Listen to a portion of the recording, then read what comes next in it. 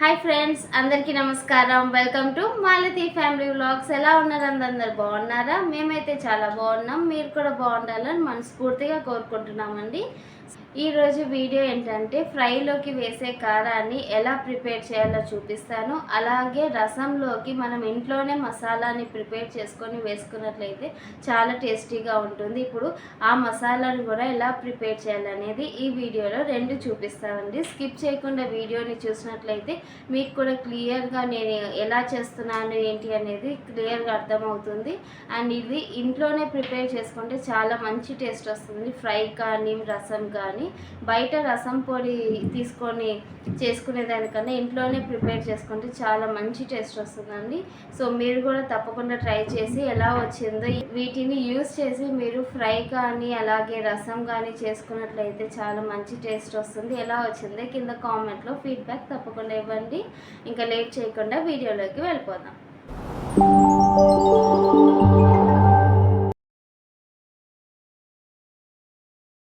ఇప్పుడు ఫ్రై కారం ఎలా చేయాలో చూపిస్తాను. ముందుగా స్టవ్ వెలిగించుకోవాలి. స్టవ్ వెలిగించుకొని ఇలాంటి కడాయి ఒకటి పెట్టుకోవాలి. ఇప్పుడు ఎండుమిరపకాయలు ఒక 10 ఇలా తుంచుకోవాలి. ఒక స్పూన్ బియ్యం,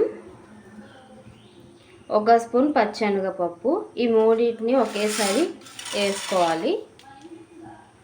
తర్వాత ఇందులో ఒక 2 టేబుల్ స్పూన్ ధనియాలని వేసుకోవాలి. ధనియాలని వేసుకొని ఇలా లైట్గా వేయించుకోవాలి. మాడకుండా లైట్గా వేయించుకోవాలి. మనం ఫ్రైలోకి ఈ కారం కనుక యూస్ చేసినట్లయితే చాలా మంచి టేస్ట్ ఉంటుంది ఫ్రైకి. సో ఇప్పుడు ఈ కారాన్ని మీరు కూడా ఇంట్లో ప్రిపేర్ చేసుకొని ఎలా వచ్చిందో నాకు కామెంట్లో ఫీడ్బ్యాక్ ఇవ్వండి. మంటని మీడియం ఫ్లేమ్లో పెట్టుకొని మాత్రమే వేయించుకోవాలి. హై ఫ్లేమ్లో పెట్టుకుంటే ఇవన్నీ మాడుతాయండి, పచ్చెనగపప్పు అవన్నీ మాడుతాయి. అందుకని మనం మంటని మీడియం ఫ్లేమ్లోనే పెట్టుకొని వేయించుకోవాలి.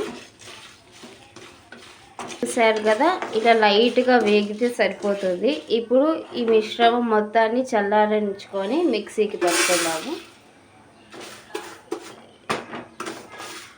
ఇలా ఇదంతా చల్లారిన తర్వాత కొంచెం ఎండు కొబ్బరి వేసుకొని మిక్సీకి పట్టుకుంటే కారం రెడీ అయిపోతుంది. అది కూడా చూపిస్తాను ఎలా చేయాలో. ఇప్పుడు ఇవన్నీ చల్లారిన తర్వాత మిక్సీకి వేసుకుందాము.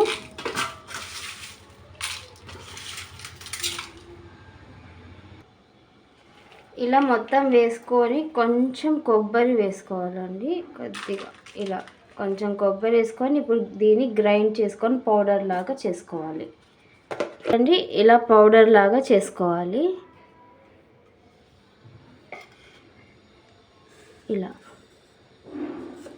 ఇలా దీన్ని ఫ్రై కోసం యూస్ చేసుకుంటే చాలా మంచి టేస్ట్ ఉంటుంది.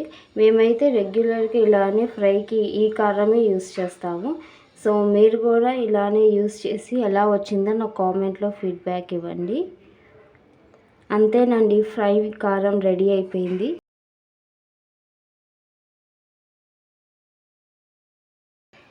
ఇప్పుడు రసం పౌడర్ని ఎలా చేయాలో చూపిస్తానండి.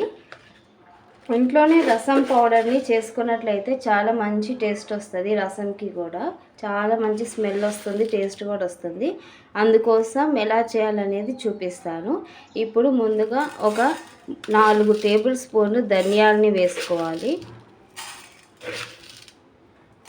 ఓకే, 4 టేబుల్ స్పూన్లు ధనియాలు వేసుకొని లైట్గా వేయించుకోవాలి. మంటని మీడియం ఫ్లేమ్లో పెట్టుకొని వేయించుకోవాలి. ఇలా ధనియాలు లైట్గా వేగి ఒక స్పూన్ జీలకర్ర వేసుకోవాలి. 1/2 టేబుల్ స్పూన్ మిరియాలు కూడా వేసుకొని లైట్గా వేయించుకోవాలి. మిరియాలు కూడా వేసుకొని ఇలా లైట్గా వేయించుకోవాలి. ఓకే, స్టవ్ ఆఫ్ చేసుకొని వీటిని చల్లారనివ్వాలి. చల్లారిన తర్వాత అల్లం వెల్లుల్లి కొంచెం ఎండు కొబ్బరి వేసుకొని మిక్సీకి పట్టుకుంటే మనకి మసాలా అనేది రెడీ అయిపోతుంది. ఈ రసంలోకి ఈ మసాలా వేసినట్లయితే చాలా మంచి టేస్ట్ వస్తుంది. మీరు కూడా ఒకసారి ట్రై చేసి చూడండి. ఇలా వీటిని చల్లారిన తర్వాత మళ్ళీ చూపిస్తానండి. ఇప్పుడు రసం మసాలా, ధనియాలు ఇవన్నీ చల్లారిన తర్వాత ముందుగా ఇలా మిక్సీ జార్లోకి వీటిని పౌడర్ చేసుకోవాలి. ఇలా పౌడర్ చేసుకోవాలి. ఫస్ట్ ధనియాలని పౌడర్ చేసుకున్న తర్వాత ఒక 10 ఎల్లిపాయలని వేసుకోవాలి. తర్వాత ఒక 4 చిన్న అల్లం ముక్కలను వేసుకోవాలి. ఇప్పుడు దీన్ని మసాలా ప్రిపేర్ చేసుకుందాము. మిక్సీకి వేసుకొని మసాలా చేసుకోవాలి. ఇలా మిక్సీ తీసుకొని ఇలా మసాలాని ఇలా ప్రిపేర్ చేసుకోవాలి. ఈ మసాలాని మనము రసంలోకి వేసుకుంటే ఇంట్లోనే చేసిన మసాలా అయితే చాలా టేస్టీగా ఉంటుంది. ఒకసారి రసంలోకి ఈ మసాలాని వేసి చూడండి, మీకే తెలుస్తుంది ఆ టేస్ట్ ఎంత బాగుంటుందో. బయట ప్యాకెట్స్ కన్నా ఇలా ఇంట్లోనే ప్రిపేర్ చేసుకుంటే చాలా టేస్టీగా ఉంటుందండి. సో మీరు కూడా ఒకసారి ట్రై చేసి ఎలా ఉందనేది కామెంట్లో ఫీడ్బ్యాక్ ఇవ్వండి. అంతేనండి, ఈ మసాలాని మీరు కూడా ప్రిపేర్ చేసుకొని చాలా టేస్టీగా ఉంటుంది.